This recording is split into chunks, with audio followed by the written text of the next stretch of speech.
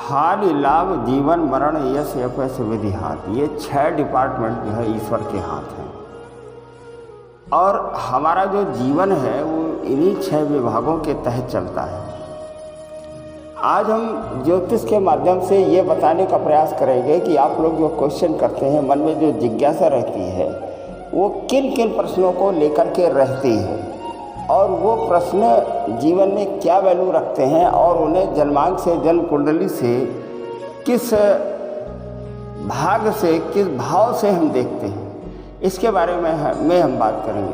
मित्रों, आप लोग चमत्कारों के चक्कर में लगे रहते हैं, जो बाबा ढाबा और इनके यहाँ मत्था टेकते हैं, वो हनुमान जी के बहुत बहुत बड़े भक्त हैं, हनुमान जी की उनके ऊपर सवारी आती है ना। इस तरीके के चमत्कारों के चक्कर में न पड़ें। ज्योतिष एक ऐसा विज्ञान है जो प्रमाणित विज्ञान है और ये वेदों की आँख है। ज्योतिषम वेदानाम चक्षु, ये ज्योतिष की आँख है और ये प्रमाणित विज्ञान है और इसी के अंतर्गत आपके प्रश्नों का जवाब दिया जा सकता है। अब रह गया दरबारों में शरणागत होने वाली बात, तो केवल एक ही दरबार है, ईश्वर का।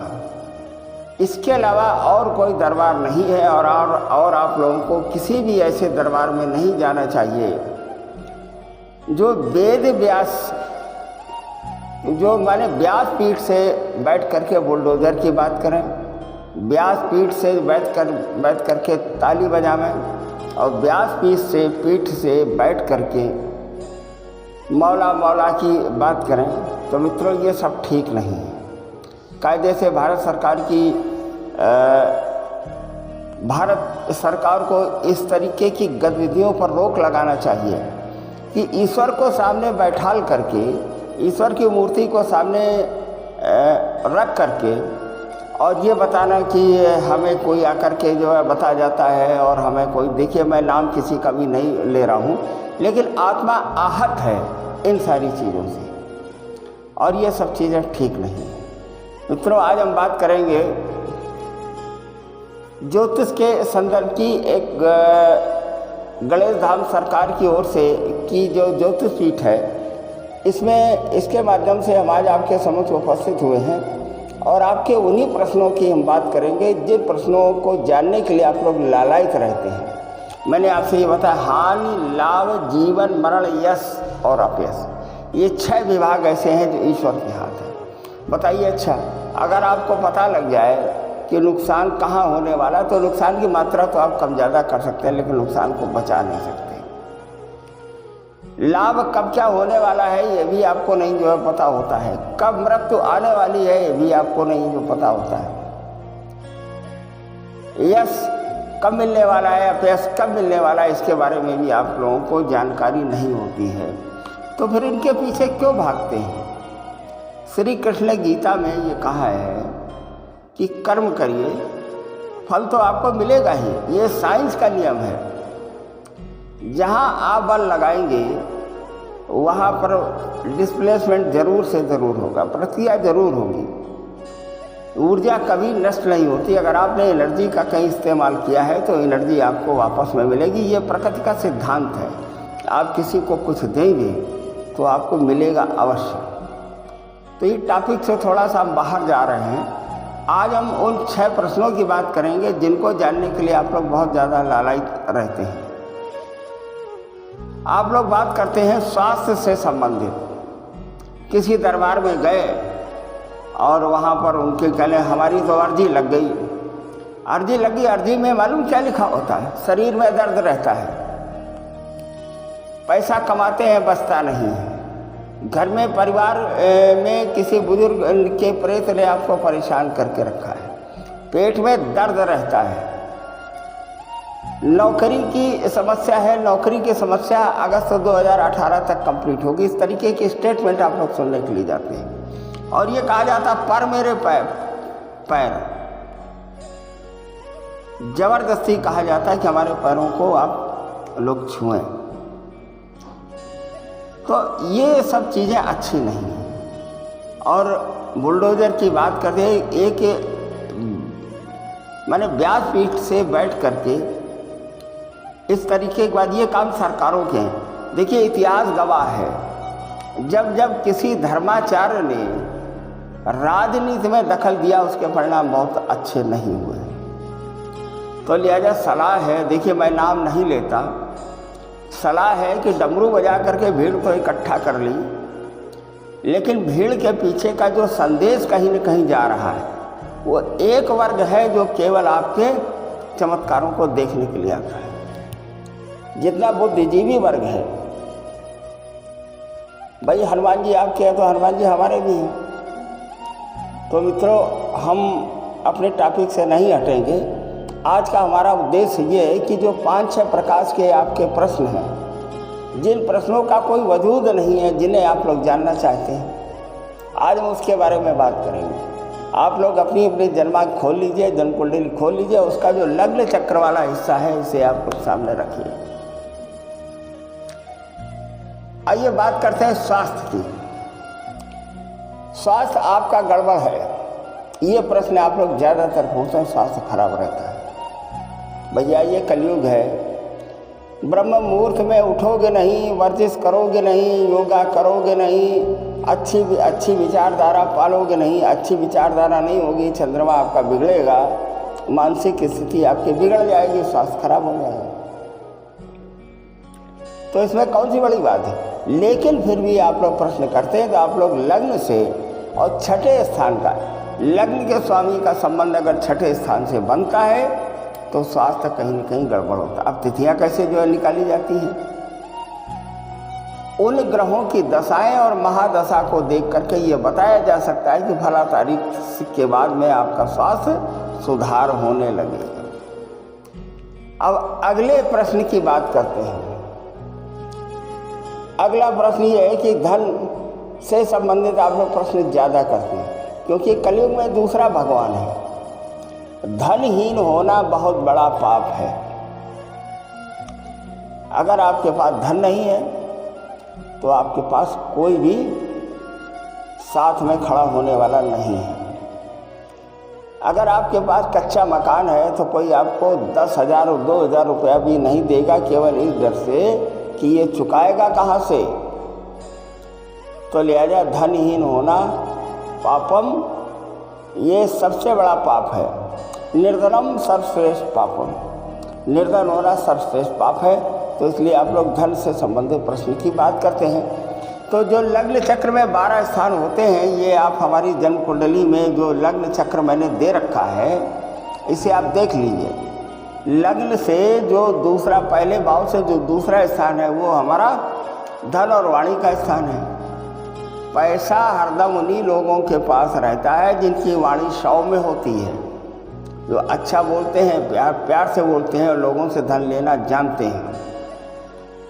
कर्कश वाणी या धन के स्थान में कोई इस तरीके का योग बन जाता है कि जिससे धन में न्यूनता, जैसे मान लीजिए राहु अगर उसमें आ गया, तो आप लोग अपनी जन्म कुंडली से लग्न से दूसरा स्थान को देखें और ये देखें कि उनमें ग्रहों की स्थिति क्या बन रही है। तो ये तो आपके दूसरे भाव का प्रश्न हो गया। तो हम ये बताना चाह रहे हैं कि आप लोग इधर उधर जाते हैं और दरबारों में भटकते हैं, 4-4, 6-6 बार जो है बैठे जो रहते हैं, उन्होंने किसी एक को बुलाया कि तुम खड़े हो जाओ, भाई वो खड़े हो गए। ठीक, आज तुम्हारी अर्जी हनुमान जी ने मंजूर कर ली। अब उस अर्जी में उन्होंने लिख दिया शरीर में दर्द रहता है, पेट में दर्द रहता है, तुम्हारे घर में ये समस्या है, तुम्हारे पूर्वज ने तुम्हें परेशान करके रखा हुआ है, इस तरीके से प्रेत है। ये सब भ्रामक बातें हैं। तो लिहाजा इनकी तरफ आप लोग न जाएं। केवल एक ही दरबार है, वो ईश्वर का दरबार है। वहाँ शरणागत हो और वही आपका भला करेंगे।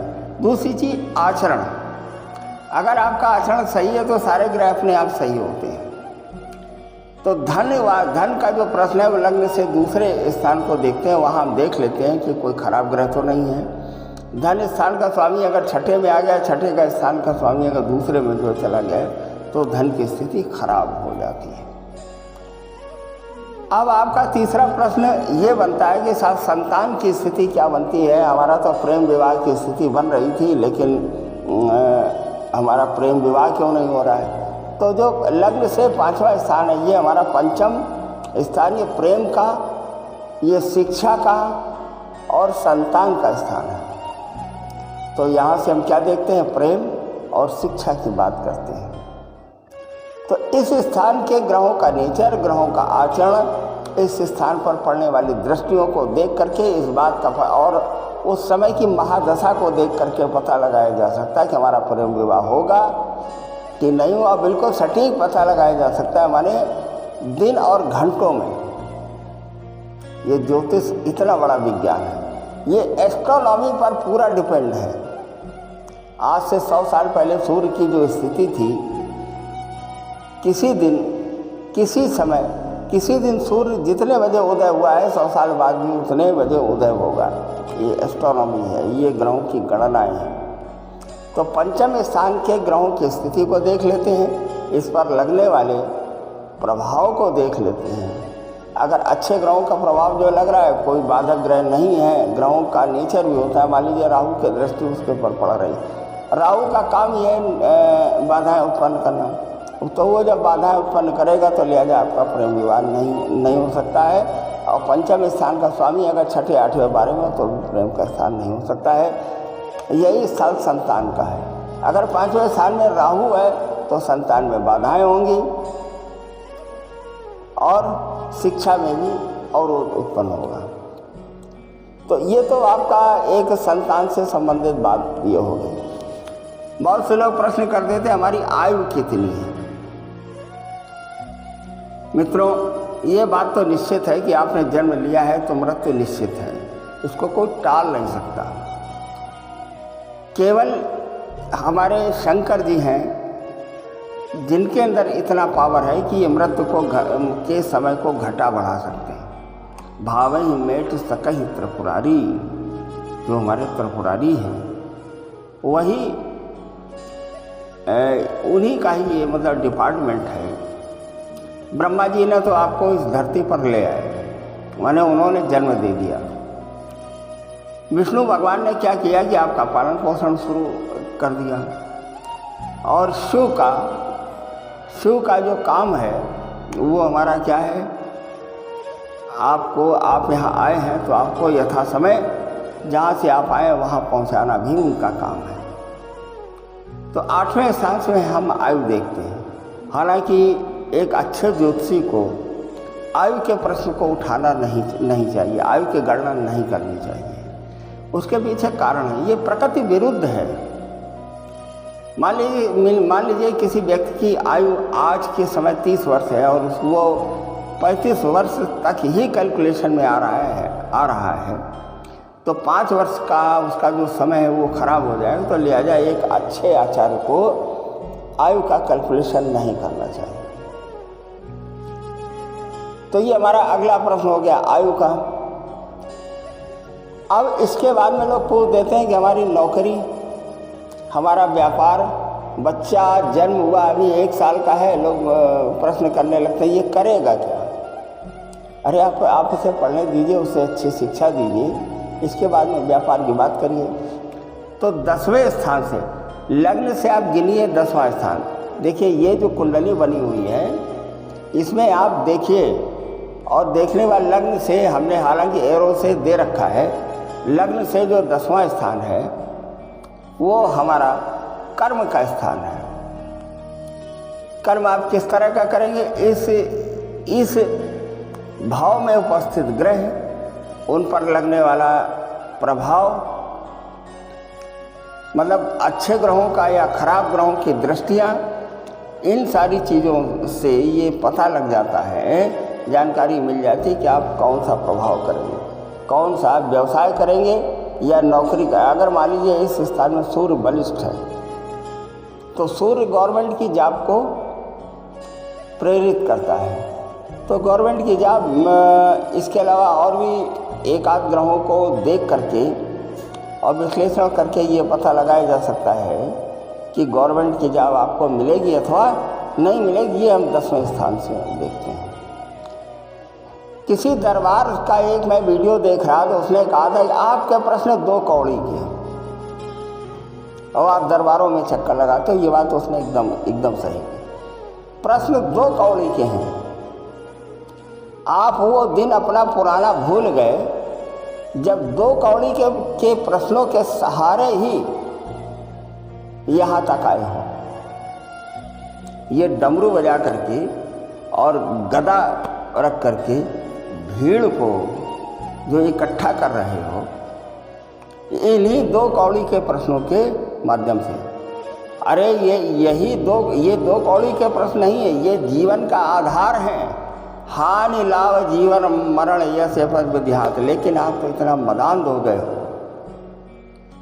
कि तुम्हें होश ही नहीं है कि हम क्या कह रहे हैं। ताली बजाना और वेद व्यास पीठ के ऊपर बैठ करके कथा भागवत तो किनारे हो जाती है, पब्लिक को आकर्षित करने के नए नए तरीके इस्तेमाल करती है। तो ये सब बातें ठीक नहीं है। उम्र में और अनुभव में ज़्यादा होने के वो एक अलग की बात है कि 2 सालों में मैं ख्याति का बड़ा अच्छा अर्जन किया है। लेकिन ये एक सलाह है कि धर्म के प्रति छेड़छाड़ मत करें आप, वरना इसके परिणाम बड़े खराब होंगे। ये हमारी भविष्यवाणी है। अगर आप अपनी जन्मांक हमें दे दें तो हम ये बता दें कि किस ग्रह के कारण से इतना ऊंचाइयों पर जा रहे हो और कब नीचे आओगे इसका कोई पता नहीं लगेगा। देखिए, ये प्रकृति का सिद्धांत है, एनर्जी लिमिटेड, कि जो आदमी जितनी जल्दी ग्राफ उसका उठता है उतनी जल्दी वो नीचे आता है। अरे इतिहास से सीखो भाई। तो ये 2 कौड़ी के प्रश्न नहीं हैं। मुझे खराब ये लगा कि ये जो प्रश्न है, स्वास्थ्य से संबंधित प्रश्न 2 कौड़ी का प्रश्न बता दिया, संतान से संबंधित प्रश्न जिससे हमारा जीवन का जो आधार, ये 2 कौड़ी का प्रश्न बता दिया। जो सुख और समृद्धि का कारक है, 4था स्थान, भूमि और भवन और वाहन का स्थान, माता के सुख, इसको 2 कौड़ी का बता दिया। रोग और ऋण का स्थान, इसे 2 कौड़ी का बता दिया। कर्म का स्थान, इसे 2 कौड़ी का बताया। तुम यहाँ बैठ करके क्या कर रहे हो? कर्म नहीं कर रहे हो तो और ये कर क्या रहे हो? ये 2 कौड़ी के प्रश्न नहीं, मैं इसका कटाक्ष करता हूँ। ये जीवन के वैल्यूएबल, मैंने ये बहुत ही महत्वपूर्ण प्रश्न है। और इन प्रश्नों पर कर्म आपके बिगड़ जाएंगे, समाज नहीं बिगड़ जाएगा। तो ये 2 कौड़ी का प्रश्न हुआ। संतान नहीं होगी, तुम्हारा परिवार जो बिगड़ जाएगा, प्रकृति के विरुद्ध आचरण हो जाएगा, ये 2 कौड़ी का प्रश्न है। तो लिहाजा आदरणीय, बगैर नाम लिए सलाह है कि आप इस तरीके का कोई भी काम न करें। और इतिहास से ज़्यादा नहीं है, करीब 4-5 साल पहले आप पीछे जाएं और इतिहास से आप सलाह लें और इतिहास को आप देखें और उसी के हिसाब से मद को थोड़ा सा कम करें। मदांध न हो। मद किसी का भी नहीं रहा। पब्लिक जमा हो गई, डमरू बजाया, पब्लिक जमा, इस आश्रय में पब्लिक बैठी रहती है, शायद मेरा पर्चा बन जाए। इसलिए पब्लिक आती है। और दिमाग देखिए, 7 बार उसी पब्लिक को दोबारा रिपीट करना। अगर आपके अनुयायी 50,000 हैं तो 7 बार आप बुला लिया तो फोटो में तो वही है। मैं ज़्यादा बड़ी बात नहीं करता, केवल मुझे कष्ट इस बात का है कि आज हम इन्हीं प्रश्नों की बात कर रहे थे, जो प्रश्न आपने उठाए थे कि आपके प्रश्न 2 कौड़ी के हैं। ये 2 कौड़ी के प्रश्न नहीं है। हानि लाभ जीवन मरण यश यपस विधिहान, this is the department of God. ये ईश्वर का विभाग है श्रीमान जी। और ईश्वर से बड़े न आप हैं, न हम हैं, न सूर्य हैं, न ही चंद्रमा है। हर चीज नाशवान है। ये जो संसार है ये एक रंगमंच नाटक है। कोई व्यक्ति अच्छा प्रदर्शन करता है, कोई व्यक्ति खराब प्रदर्शन करता है। हर आदमी अपने में श्रेष्ठ है। किसी आदमी की मंच के ऊपर, वेद व्यास पीठ के ऊपर एक दरबार के नाम पर बुला करके उसकी बेइज्जती करना कि तुम ऐसा सोच रहे थे, तुम ऐसा सोच रहे, तुम बहुत नालायक हो, तुम ये नालायक हो, तुम वो नालायक, मानवता के विरुद्ध क्यों जा रहे हो?